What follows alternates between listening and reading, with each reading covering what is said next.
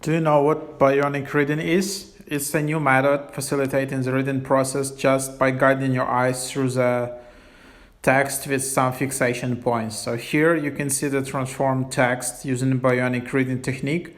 And if you try to focus, you can discover that, yeah, you can actually read it much faster. And using this technique, you can consume much bigger amounts of text much faster. And there are a bunch of apps.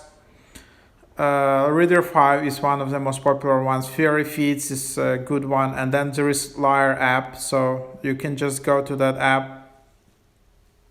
And here is the one of the top RSS readers. And this app has a built-in Bionic Reading feature.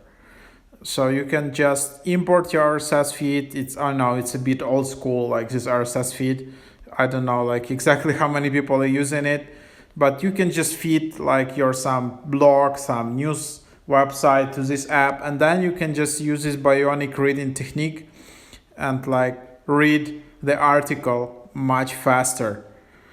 Yeah, so that's what you can do, and it's a super cool experience.